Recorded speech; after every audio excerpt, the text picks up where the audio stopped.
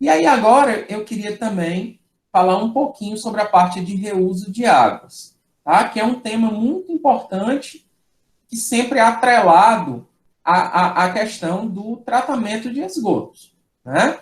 Ou seja, grandemente, para eu ter o reuso, eu tenho que ter um tratamento de esgotos produzindo essa água de reuso com uma qualidade compatível a um determinado destino que eu vou dar aquele esgoto tratado, certo?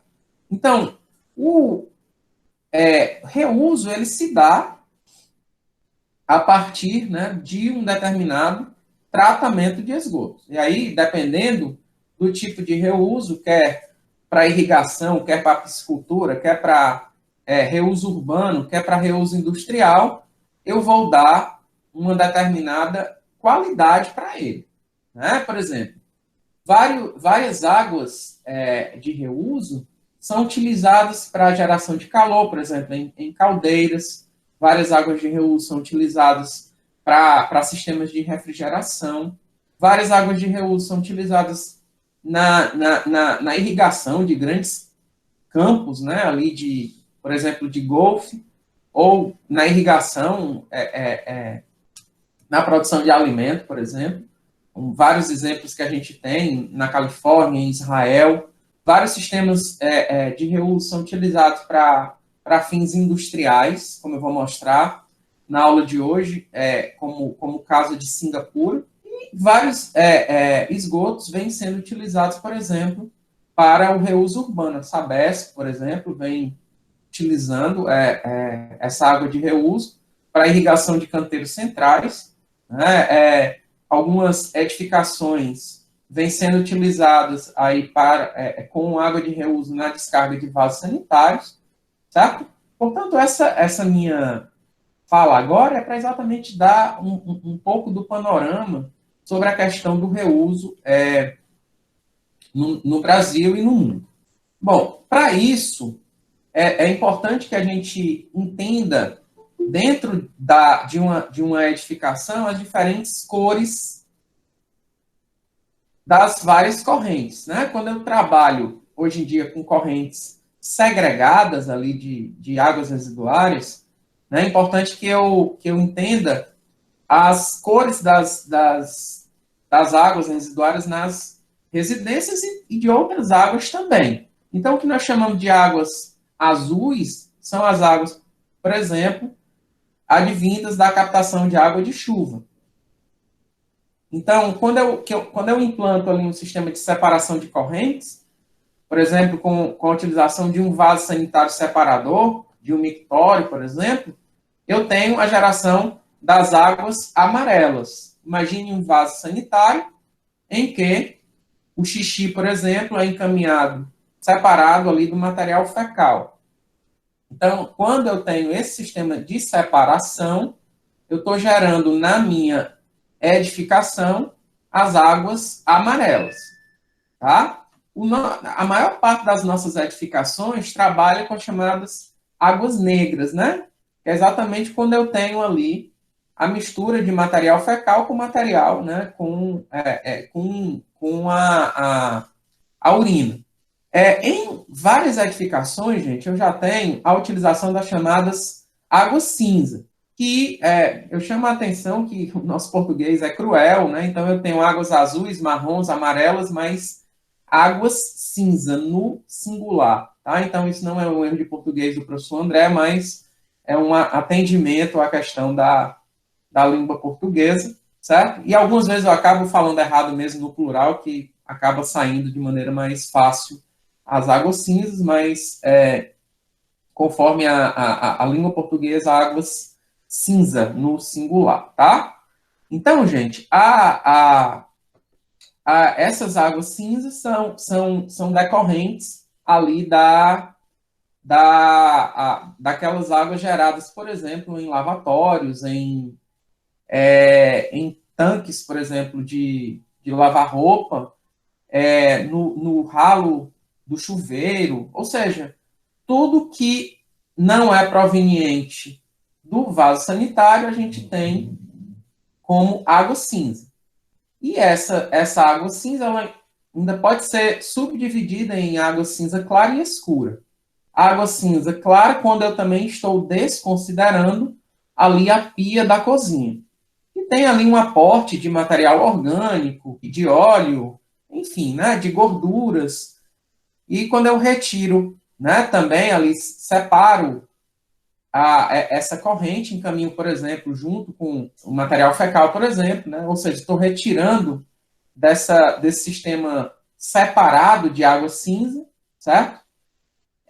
Eu estou trabalhando com água cinza clara. Ou seja, a ideia por trás é o quê? Eu tenho uma estação de tratamento de água cinza, tratando uma água residuária mais simples, digamos assim, muitas vezes reaproveitando essas águas cinza, como eu vou mostrar, para vaso sanitário, para rega de jardim, para lavagem de piso, e desta forma diminuindo o consumo de água residencial e diminuindo também a quantidade de esgoto que vai ser lançada ali na rede coletora. A viabilidade econômico-financeira desse sistema, né, de reuso, por exemplo, de água cinza, vai depender de um conjunto de fatores, como o custo da água, se de fato a única fonte de água é a água da companhia de saneamento, ou se está sendo utilizado algum poço, por exemplo, existente ali no condomínio, certo? Se está sendo contabilizado a economia do esgoto que eu estou deixando de lançar na rede coletora. Portanto, dependendo aí do custo da água, eu posso ter um payback, né, ou seja, um retorno do meu investimento, muitas vezes entre 5 e 10 anos, que para um estudo de engenharia, né, ainda é um estudo atrativo sob o ponto de vista econômico-financeiro. Ok? Essas águas marrons, né, são exatamente aquelas águas, quando eu tenho um sistema de separação de urina, é exatamente as águas ali advindas de material fecal, que pode ser tanto esse vaso sanitário hídrico, né, que é exatamente um vaso sanitário próximo do que o que a gente tem nas nossas edificações, ou seja, eu só vou ter um sistema de separação ali de urina e fezes, mas eu também tenho vários vasos sanitários, gente, que tem separação de correntes, que ele é do tipo seco. Ou seja, eu não tenho o uso da água ali para o encaminhamento do material fecal, certo? Ou seja, após a defecação, normalmente tem-se a utilização ali de um material como cinza, como serragem, que visa exatamente a diminuição da umidade ali do material fecal, né? E desta forma controlando o odor e controlando vetores presentes ali, como moscas, como ratos, baratas, etc. Tá? Então, esse tipo de sistema que nós estamos apresentando é o que vem sendo trabalhado aí como saneamento com foco em recursos, né, ou ecossaneamento, saneamento ecológico, que é exatamente trabalhando com essas diferentes correntes. Por exemplo, essa urina é extremamente rica em nutrientes, nitrogênio, fósforo, potássio, que pode ser, após um tratamento ali muito simples, pelo simples armazenamento, muitas vezes, gerando um biofertilizante. Esse material fecal aqui, após um período de estabilização, pode ser utilizado ali, né, para a produção de alimento, como um adubo, um adubo, digamos assim, biológico, né, gerado ali na própria edificação. Ao invés de ser um esterco animal, é um esterco humano que é gerado ali, que pode ser reutilizado para a produção de alimento, visto que é rico também em nutrientes, material orgânico estabilizado, ajuda na questão da retenção da água, né, melhora as propriedades físico-químicas ali do solo. E essas águas cinzas, elas podem ser, como eu falei, podem ser utilizadas ali numa cultura, né, numa rega de jardim, enfim. Temos aí vários exemplos também de aplicação, e as águas azuis, após um tratamento, podem ser, inclusive, utilizadas para fins de consumo humano. tá? Então, tudo isso, gente, é para a gente meio que transformar esse fluxo linear que vem sendo utilizado grandemente ali nas cidades, ou seja, esse esgoto que é gerado encaminhado de forma in natura, ou muitas vezes é encaminhado para uma estação de tratamento que não está funcionando adequadamente, né, e causando problemas aqui nos corpos receptores. Vários desses nutrientes contidos nos esgotos acabam se perdendo aqui no lançamento em corpos receptores. E esses lodos, né, muitas vezes são encaminhados para aterros sanitários, se perdendo esses nutrientes, e a ideia é da gente trabalhar com sistemas mais circulares, fazendo com que essas águas de chuva sejam utilizadas de maneira mais racional, que esses nutrientes retornem aqui para a produção de alimento, que essas águas cinzas ajudem na diminuição da exploração de água de boa qualidade, que pode ser destinada de forma mais racional para o consumo humano, né?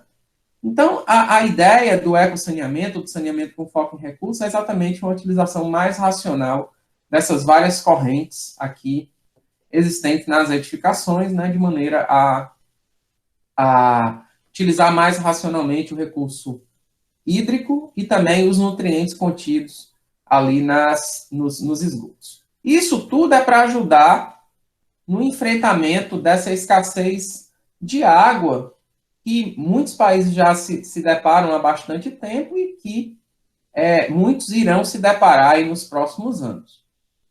Existe, inclusive, uma estimativa de que em 2025, ou seja, que está bem próximo, cerca de 3 bilhões de pessoas enfrentarão escassez crônica de água, né, em 52 países.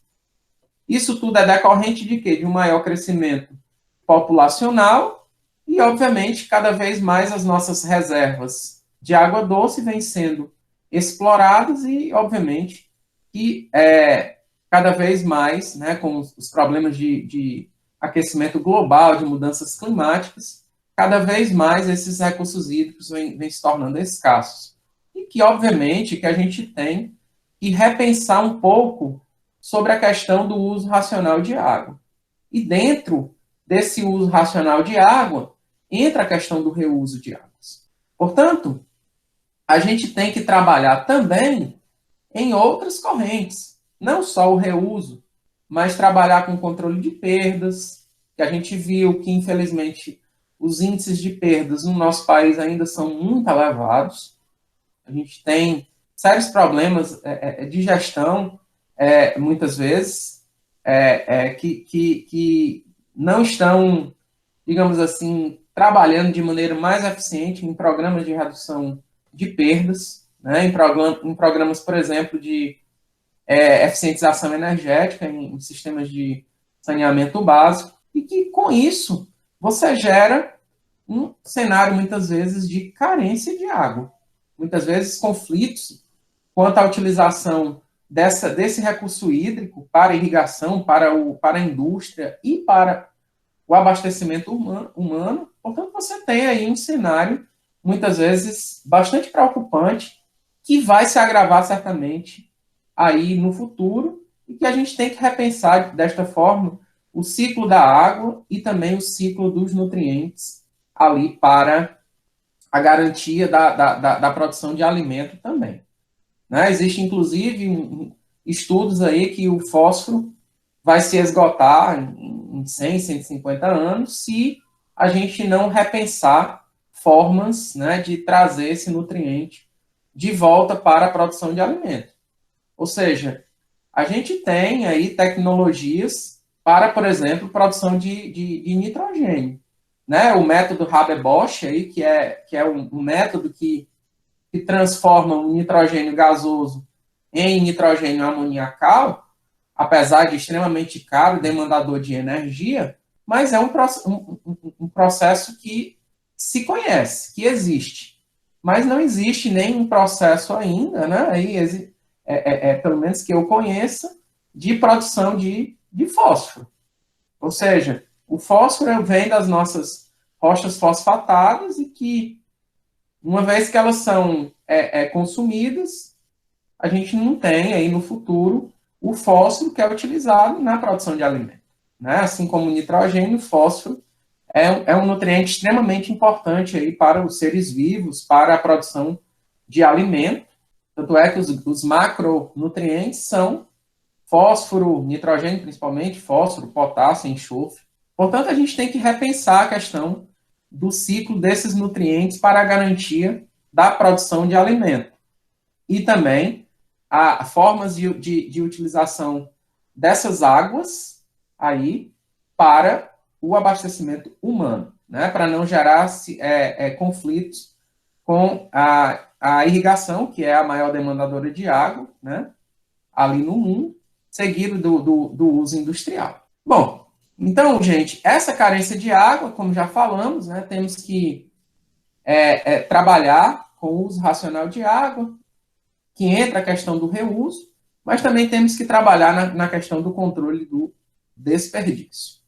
Essas águas já falamos, né, que podem ser segregadas e não segregadas. As águas não segregadas são as mais comuns, mas que cada vez mais vem se concebendo, né, a questão da separação de correntes na fonte, visando exatamente o melhor reaproveitamento aí tanto da água em si, quanto também dos nutrientes contidos nos esgotos. Quais são os tipos de reuso que a literatura cita? Nós temos o chamado reuso potável, ou seja, quando eu vou pegar uma determinada água residuária e vou tratar ali em nível compatível para eu poder beber, ou muitas vezes, isso é o que a gente chama de reuso potável direto, existe tecnologia para isso, a um custo muito elevado, mas existe tecnologia que eu consigo transformar um esgoto em água para beber, e eu posso trabalhar com o reuso potável, que nós chamamos indireto, ou seja, quando eu trato o esgoto, lanço o esgoto tratado em um corpo de água, em um corpo receptor, por exemplo, e lá na frente, né, que vai ser diluído, digamos assim, e que lá na frente eu pego essa água e trato em uma estação de tratamento de água, né, convencional, né, ou com qualquer outra tecnologia de tratamento que a gente discutiu também em aulas passadas. E eu também tenho o reuso que nós chamamos não potável, ou seja, toda aquele reuso que eu falei de utilização em caldeira, para lavagem de piso, para rega de jardim, certo? Para sistemas de resfriamento, tudo é o que nós chamamos de reuso não potável aqui. Quando eu utilizo, por exemplo, né, em um determinado vaso sanitário, ou, por exemplo, para um determinado processo industrial, tudo isso está aqui nessa parte de reuso ali não potável. Bom, então já falamos aqui grandemente, né, que temos diferentes tecnologias de tratamento de esgotos que utilizam ali processos de biológicos conjuntamente ali com processos físicos de remoção, como membranas, né, tanto de ultrafiltração, como, por exemplo, osmose reversa, certo? Juntamente com outras tecnologias, por exemplo, de desinfecção, como radiação ultravioleta, como ozônio, etc. Ou seja, eu vou produzir uma água com um determinado fim. E aí, para isso, eu vou utilizar um conjunto de processos biológicos, físicos, físico-químicos, para esse enquadramento. Esse reuso potável indireto já vem sendo feito em vários países do mundo, né? Por exemplo, na Califórnia, por exemplo, na Namíbia, Singapura, recentemente o próprio Brasil já considerou, já vem considerando o reuso potável indireto, alguns anos atrás, quando São Paulo se deparou com aquele problema de escassez hídrica, pela diminuição dos níveis do Cantareira, do reservatório do Cantareira, né?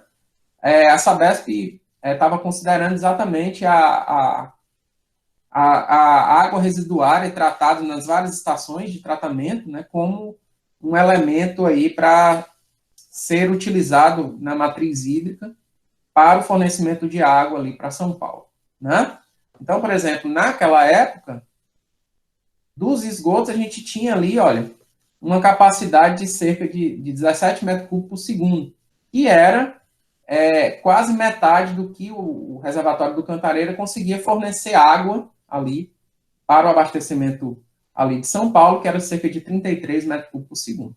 Portanto, né, o que eu quero dizer é que o reuso ele tem que estar cada vez mais presente aí na matriz hídrica ali das localidades, dos municípios, tá? E isso tem que ser trabalhado em um planejamento federal aí, trabalhando exatamente nessa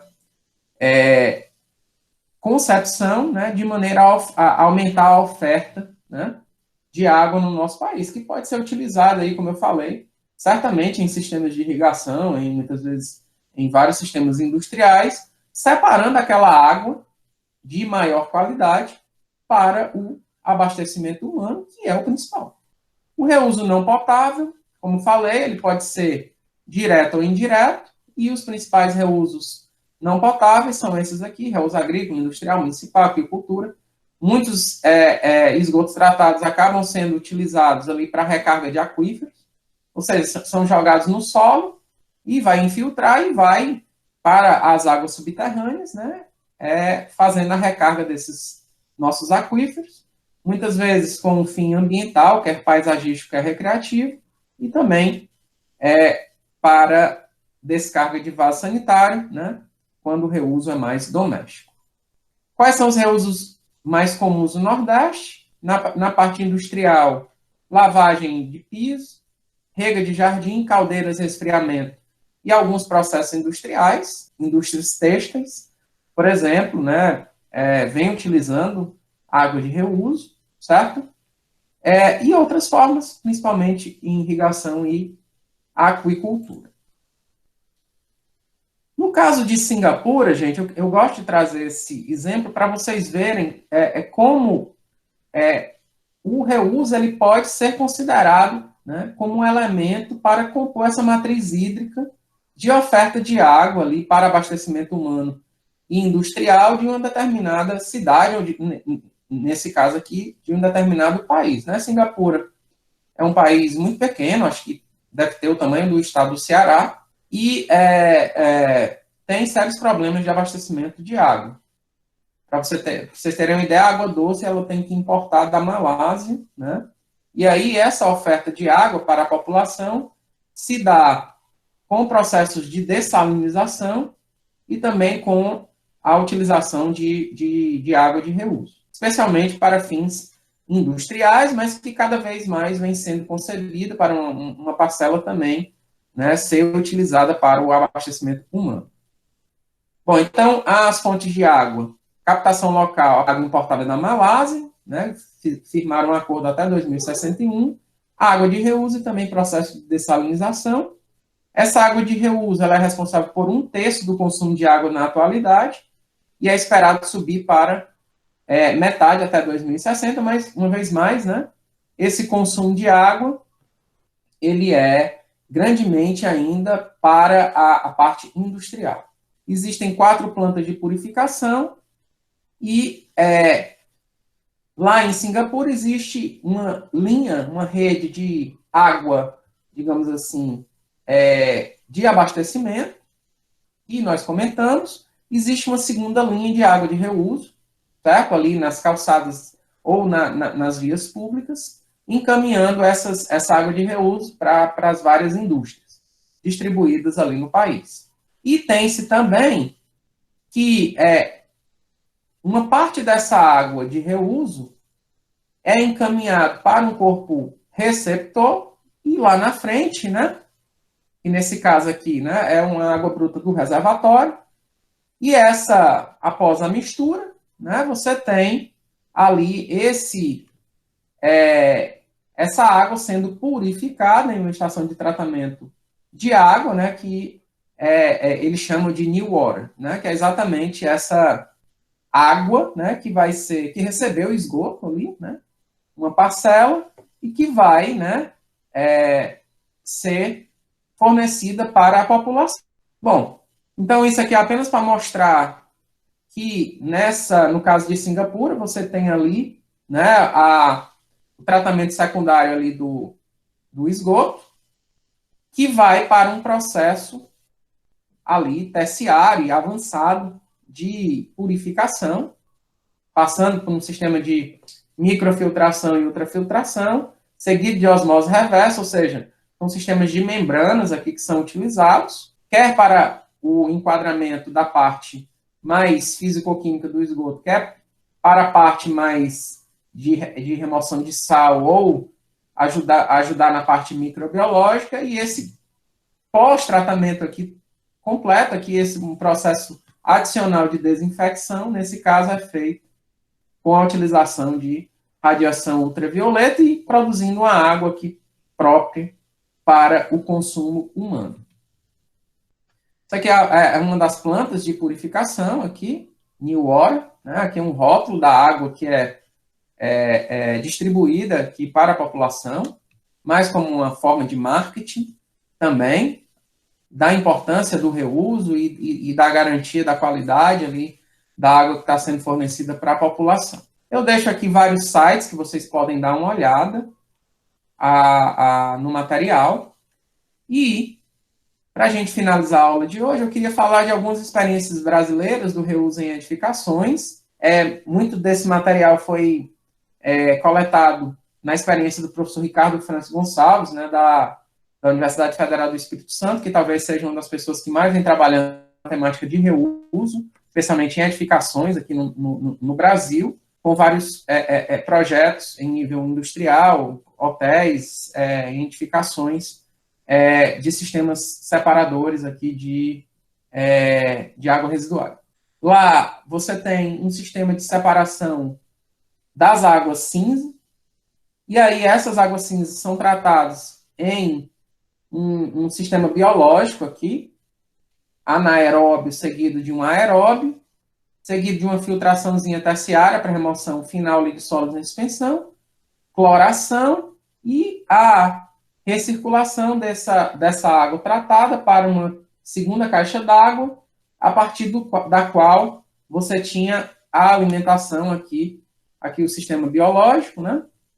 E você tinha aqui a água de reuso. Ou seja, quando você fornece uma água de reuso, você tem que garantir o fornecimento de uma água isenta de cor, isenta de odor, uma boa qualidade microbiológica, para exatamente garantir aqui, digamos assim, a sustentabilidade do tratamento e do reuso, para não haver reclamação, mancha do vaso sanitário, né, geração de odor, que certamente isso traria grandes problemas aqui para o projeto de reuso.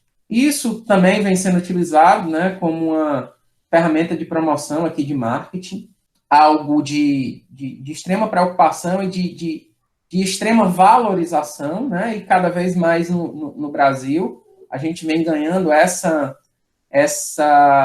preocupação, né, essa consciência ambiental, e várias edificações, vários novos projetos de prédios aí, de shoppings, enfim, né, vários projetos industriais vêm concebendo a questão do reuso.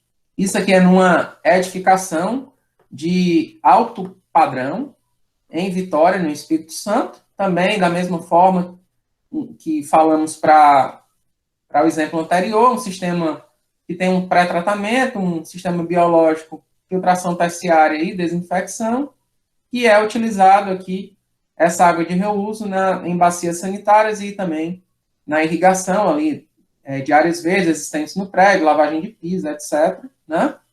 Isso aqui é um sistema lá também de tratamento. Isso aqui são os módulos de tratamento biológico. Esse aqui é o aerador, que é utilizado no processo aeróbio do tratamento de esgoto. E aqui, sisteminha de filtração terciária e o sistema de cloração para a desinfecção. Com isso, você tem uma economia de água de cerca de 25% a 30%, nesse caso aqui. Isso aqui é apenas para mostrar o jeitão da água cinza. E aqui, após o tratamento, né, mostrando a boa capacidade de clarificação aqui do sistema de tratamento de esgoto. E Nesse caso aqui, um estudo de viabilidade econômica e financeira, com a gerada aqui no mês, pela não utilização da água, pelo não lançamento do esgoto na tubulação coletiva ali da companhia de saneamento, você tinha uma economia e que, quando você pega essa economia mensal e você joga no tempo, né, aqui em meses, aqui no tempo, aqui é o investimento, aqui com o sistema de tratamento, ó. Quando você zera aqui o teu investimento com as economias geradas, você tem ali o retorno financeiro do teu investimento e a partir daqui tudo é lucro em relação ao investimento. Nesse caso aqui, do exemplo, se tinha um retorno com 8 anos e meio, mais uma vez mais, tudo depende não só do custo da tecnologia implantada, mas também do custo da água, do custo com o recebimento do esgoto, enfim, todas as coisas que já colocamos no início da aula. Isso aqui é um outro exemplo também, em um prédio de padrão alto, em Vitória, com sistema biológico, filtração e desinfecção, um reuso em bacia sanitária, irrigação, lavagem de piso, etc. Né? Isso aqui eu deixo para vocês, é muito do que eu já comentei. Isso aqui também.